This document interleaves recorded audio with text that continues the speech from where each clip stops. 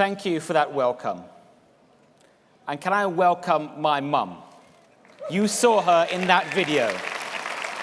And she is here today for her first conference.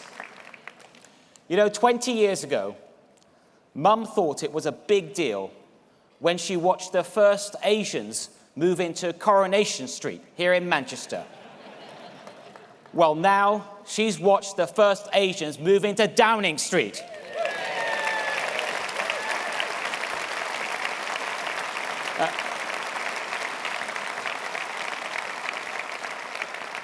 Once again, we're living above the shop, but I'm so happy to make her proud.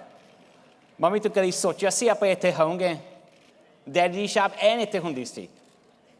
Sorry, that's between us. I forgot you were there. Just trying to make her comfortable.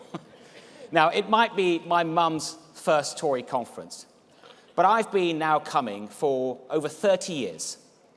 And every year, we talk about what's at stake for our country.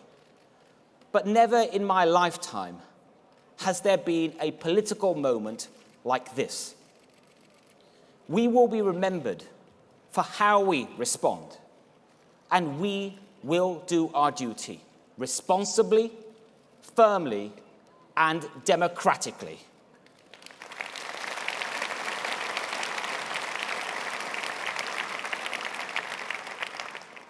Now, that starts with getting Brexit done.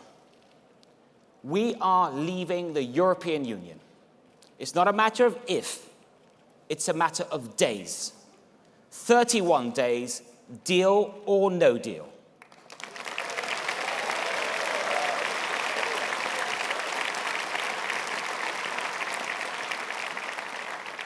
Now, we understand that preparing to leave without a deal is not only the responsible thing to do, but also the best way of leaving with a deal. You know, in all my years of negotiating multi-billion-pound international deals, I never once walked into a room without being able to walk away. And that's why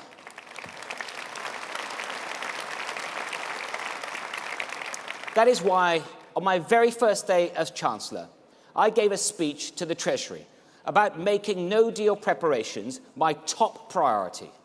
And a few days later, I doubled funding for it, taking our Brexit spending to a total of £4 billion this year.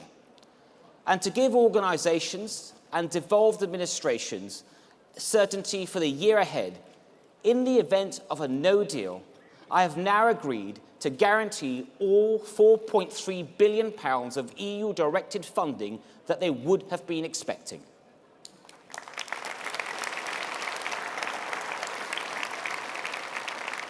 Now, that doesn't mean that a no-deal would be without significant challenges. I know that some businesses and households, they are concerned about what a no-deal outcome might mean for them. I recognise that. And I understand the uncertainty around Brexit can be challenging. But our step change in preparations has made a deal outcome more likely and a no-deal outcome more manageable. Every department now has the resources available to prepare for no deal. That means more border force staff, better transport infrastructure at our ports, more support for business readiness. I've tasked the Treasury with preparing a comprehensive economic response to support the economy.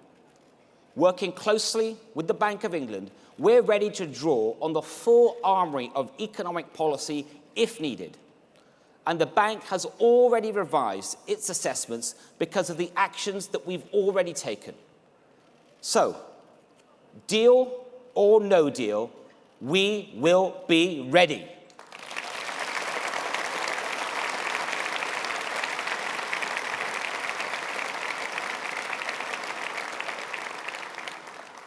All that is important. But Brexit is not just something to manage or to mitigate. We understand this is ultimately a question about trust in our democracy.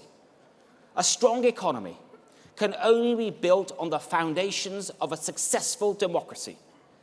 And by definition, Democracy isn't just for when it suits you, like the Lib Dems, who called for a referendum for years and then sort of changed their mind.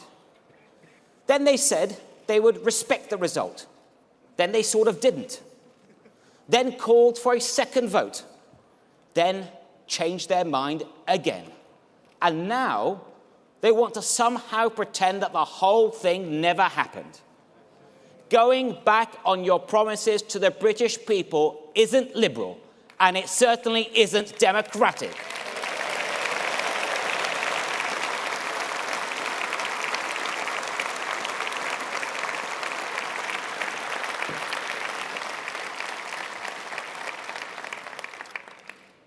And then there's the Labour Party. They're so split down the middle that not even their leader and their shadow chancellor can agree on whether they support Brexit or not. So, guess what? They're going to hold another referendum with two options. Perhaps and maybe. What a leader. A man for the many Brexit positions, not the few.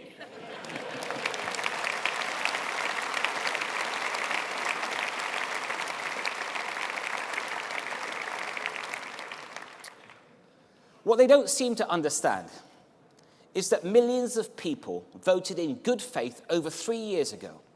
It was the biggest exercise in democracy our country has ever seen.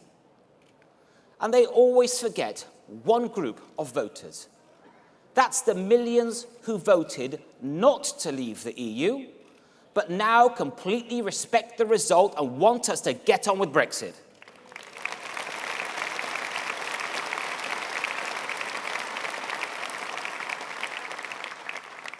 Yes, there are splits of opinion and strong views on all sides. I get that. But I passionately believe that we need to heal the divisions in our society. The way to do that isn't to carry on arguing about Brexit forever and ever and ever. It is to finally deliver on the original decision and move the whole country forward.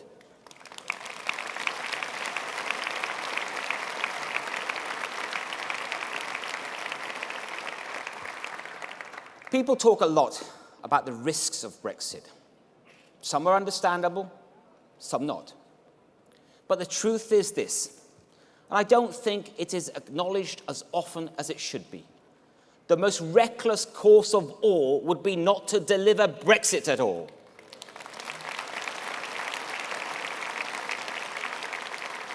If we fail to deliver on the instruction of the British people, we are in danger of tearing the very fabric of our democracy. A fabric that has been carefully woven together over centuries.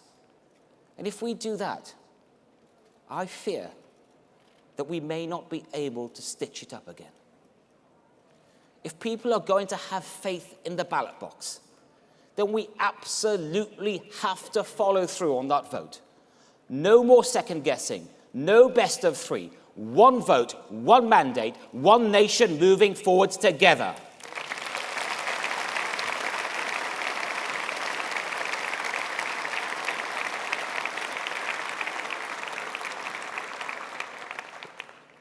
Now, as we get Brexit done and leave the EU, it's the right time to ask ourselves some big questions. Who are we as a country? How do we see ourselves in the years ahead? How will we shape the economy for the future? Last week, we saw Labour's answers to those questions. Jeremy Corbyn sees this as an opportunity to bring in nationalisation, protectionism, and state control. And let's be in no doubt about the biggest threat to the UK economy. Whenever I speak to businesses and international investors, the number one concern they always raise is not the form of our exit from the EU. The real project to be fearful about is the agenda of the Labour Party.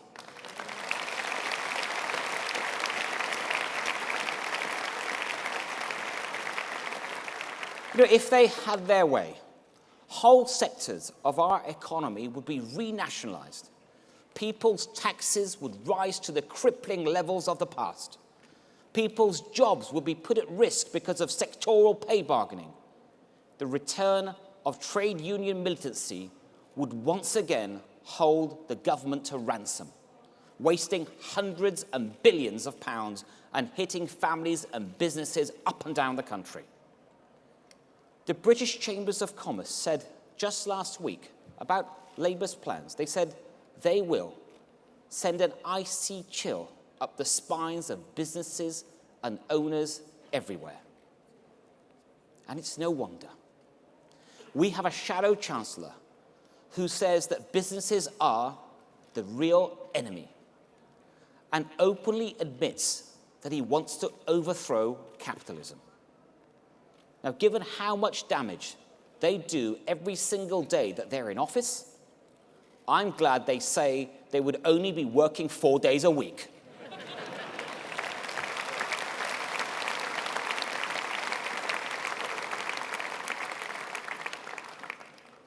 Now, when I arrived at the Treasury, I did have a letter waiting for me on my desk, but it didn't say that there was no money left.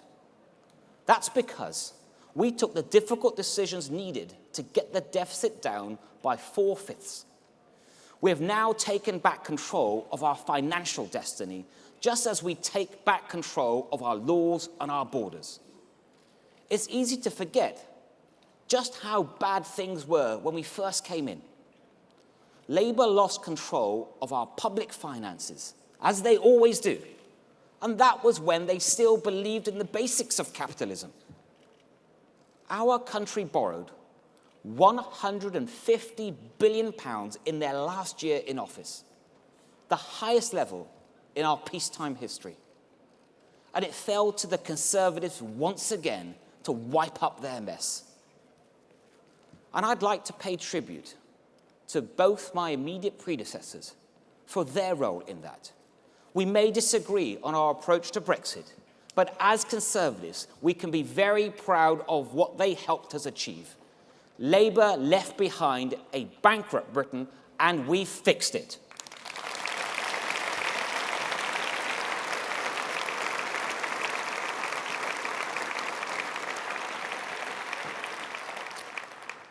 Now, they don't like to hear it, but when the opposition stop hiding from that election, I promise you it won't be like last time.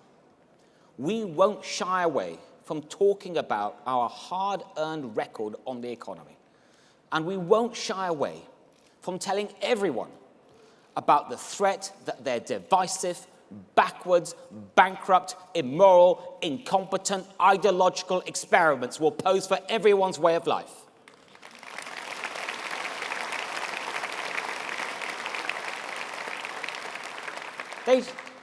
They try to claim that the only alternative is a race to the bottom. That's what they say. They say, let's let everyone fend for themselves. No, that's not conservatism. I'm not sure it's anyone's kind of conservatism. If we're going to be forging ahead with our positive one nation vision for our country's future. We believe in levelling up, skilling up, and opening up, embracing talent from around the world. And as we look towards our future outside the EU, I'm very optimistic that we can build on our extraordinary economic strengths and reshape the British economy to seize the opportunities that this new chapter has to offer. We'll be able to pursue a genuinely independent trade policy. We'll be able to replace inefficient EU programs with better homegrown alternatives. And from retail to green tech, we'll have the opportunity to design smarter, more flexible regulation. Now, to help us do that, I will launch a Brexit red tape challenge to help identify EU regulations that we can improve or remove, liberating our entrepreneurs, small businesses and consumers from the burden of an overbearing bureaucracy wherever we see it. doing what a good pro-business government always does.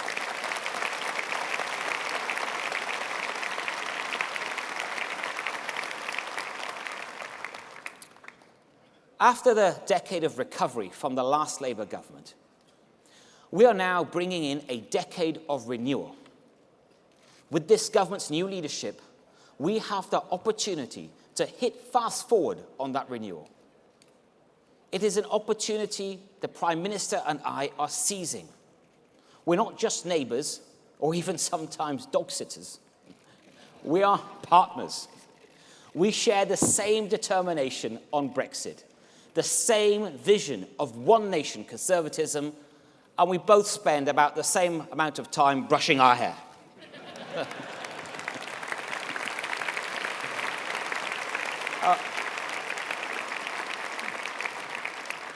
Our vision is based on the people's priorities, and these are based on conservative principles. Conservatives understand that a dynamic free market is the only way you can fund world-class public services. You know, for me, like so many people around our country, public services were my lifelines. The teachers who made my career possible. The police officers who kept us safe when the street I grew up on became a centre for drug dealers. The NHS that cared for my father in his final days. These aren't just numbers on a spreadsheet. They are the beating heart of our country. And that's why public services are at the heart of this government's agenda.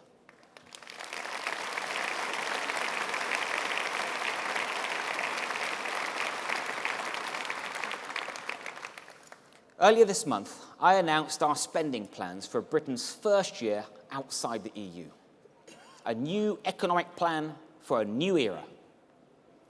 Thanks to the hard work of the British people and our responsible economic management, we are able to invest an extra £13.4 billion in public services. The spending round will make a real difference to people's lives.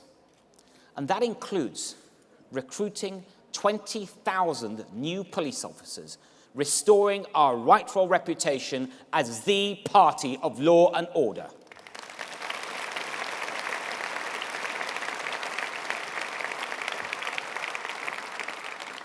Increased funding for every school in the country, and a renaissance in further education.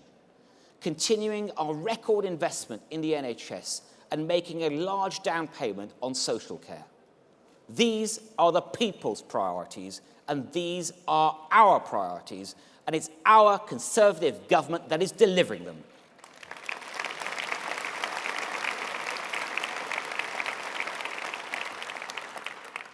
But Brexit was a wake-up call that we needed to be better connected, both across our country and beyond our shores.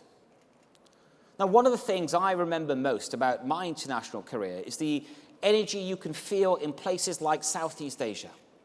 The quick turnaround from vision to implementation, from new homes to airports. It echoes our industrial revolution of the Victorian era, which laid the foundations for over a century, from the railway network to the electric telegraph. That's the spirit we need to rekindle in Britain. But the truth is, successive governments have failed to invest enough for the long term. Now, we've started to put that right, but we can do more, a lot more.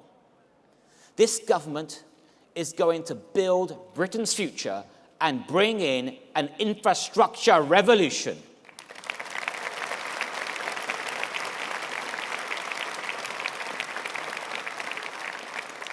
You see, infrastructure is the foundation of everything.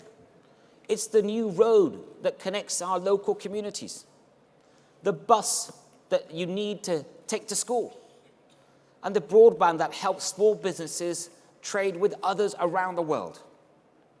The full benefits of our infrastructure revolution may not be felt for some time, but the work must start here and now.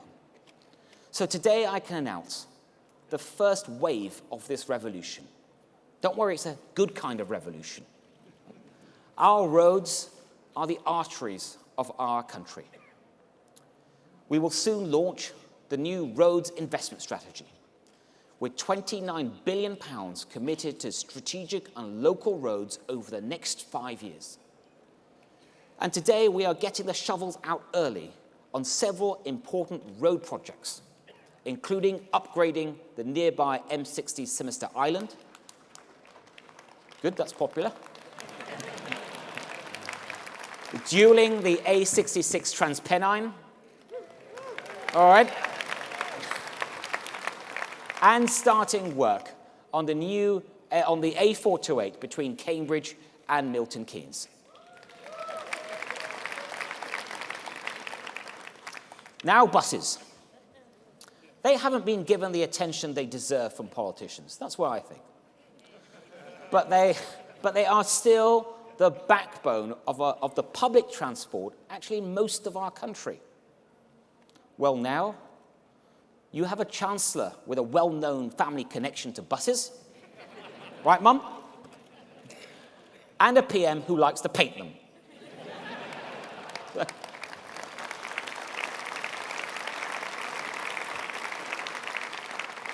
At the spending round, we allocated £220 million to buses alone.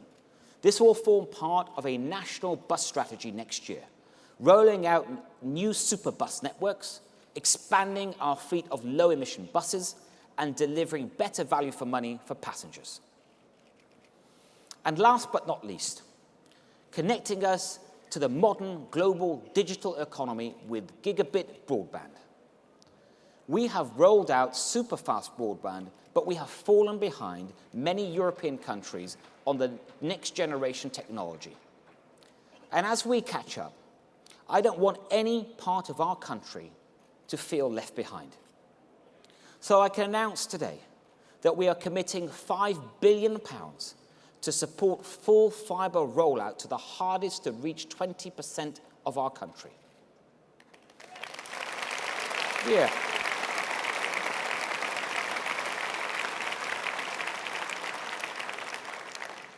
All of these measures will level up areas of our country that feel left out.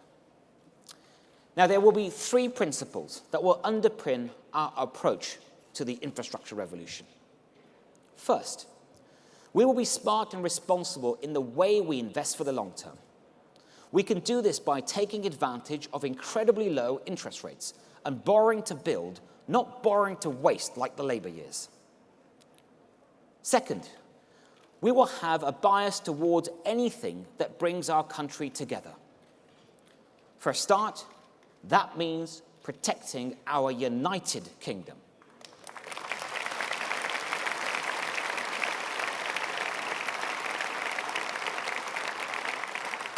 You know, I'd like to pay tribute to Ruth Davidson for all that she did to prevent a socialist separatist alliance from running and ruining our country. Thank you, Ruth.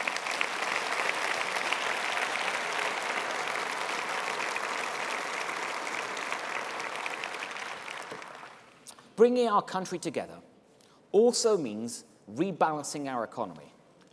And that's why the first policy decision of this government was to support the development of Northern Powerhouse Rail. And we know it's no good just decreeing from on high what local areas need.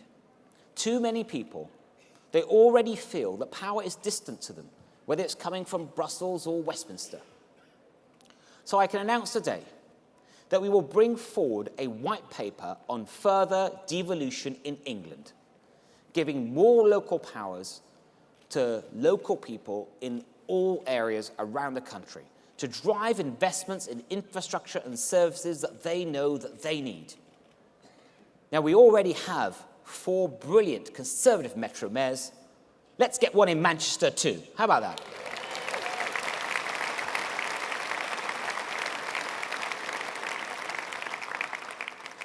And third, we will take a dynamic, market-driven approach to driving down our carbon emissions. Not only are we the first large economy to commit to net zero by 2050, Last week at the UN General Assembly, our Prime Minister committed to doubling Britain's funding for global environmental and climate change programs. They are the approaches that we will be taking to building Britain's future. And with so much at stake for our country right now, I'm impatient to get on with it. We have achieved so much in just 10 weeks. And I'd like to thank my brilliant ministerial team in the Treasury, Rishi Sunak, Jesse Norman, John Glenn, Simon Clarke, and our parliamentary team, Rachel McLean, Lee Rowley, and Mike Freer, for all that they do. Thank you very much.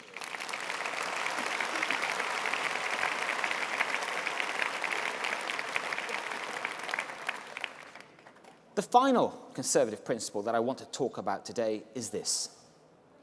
We believe in a society where everyone knows that if they work hard and they play by the rules, then they will have every opportunity to succeed. They are our values. It's our mission to help people to get a job, to get a home, and to get ahead. But we do have to acknowledge that not everyone in every part of our country feels that they have all the opportunities that they should have. Not all parents feel that their children will have it better than they did. We need to do more to level the playing field between regions and generations and give all young people the very best start in life. Last year, I announced the Youth Endowment Fund, helping at-risk young people get off the conveyor belt to crime. And I can announce today a new Youth Investment Fund. This ambitious £500 million programme will roll out youth centres and services right across the country, helping millions more young people get on the conveyor belt to a better life and a better career.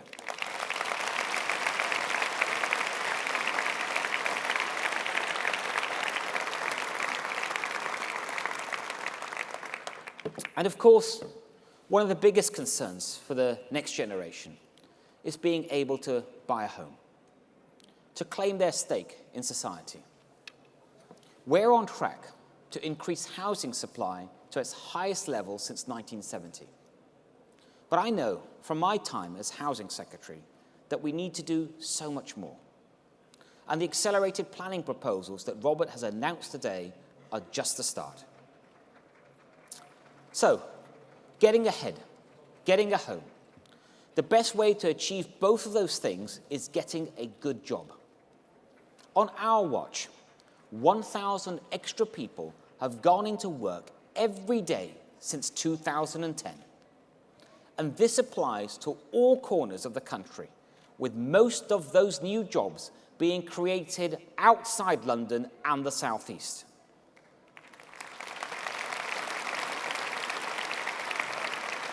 150,000 more people are in employment in Greater Manchester alone. And you know, whenever I meet my counterparts in Europe, they all ask me, how are we doing it? Real wages and household incomes are rising, putting more money in people's pockets. And with full employment and strong finances, we are now in a position to see what more we can do to help workers and reduce the cost of living. In 2016, we introduced the National Living Wage, giving Britain's workers the biggest pay rise in 2 decades.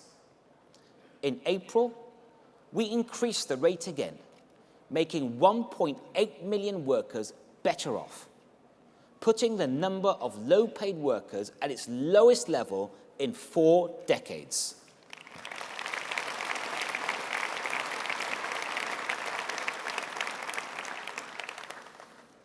Today, I'm delighted to announce that we will be taking this much further.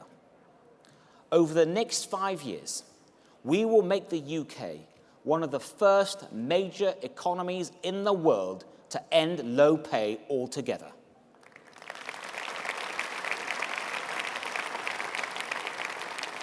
To do that, I am setting a new target for the National Living Wage, raising it to match 2/3 of median earnings, That means, on current forecasts, this ambitious plan will bring the national living wage up to £10.50, giving 4 million people a well-earned pay rise.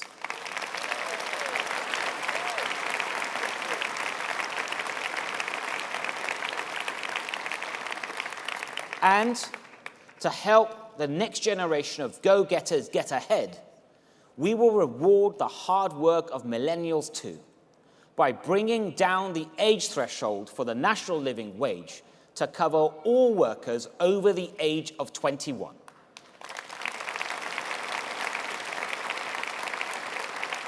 The hard work of the British people really is paying off. And it's clear that it's the Conservatives who are the real party of Labour. We are the Workers' Party.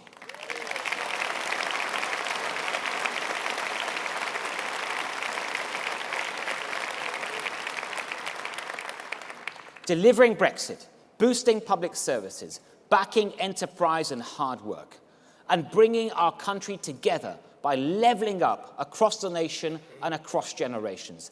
That's the direction we will be setting for our country. And that's what will be on offer at the next election, a decade of renewal or a decade of reversal.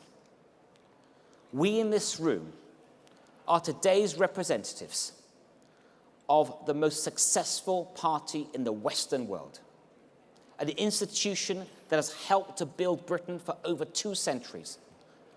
And now, in 2019, we have a duty to see the country through the challenges ahead. We are the only party that can get Brexit done. We are the only party that can call ourselves Democrats. And we are the only party that will truly deliver for workers. We are the Conservative and Unionist Party, and we will unite this country.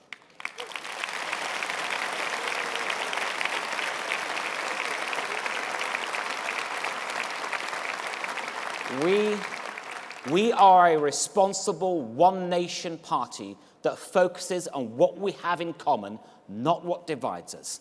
We believe in building on the very best of the past, not just putting up with modern Britain, but embracing it, saying loud and clear that we love our country. We are a welcoming, tolerant and fair society, the most successful multiracial democracy in the world.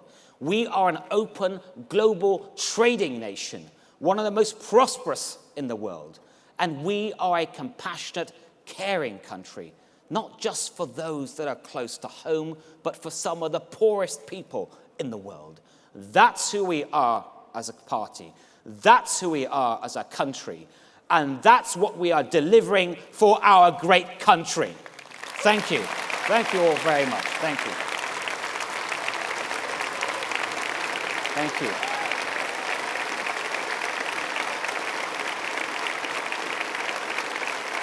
Hey, thank you.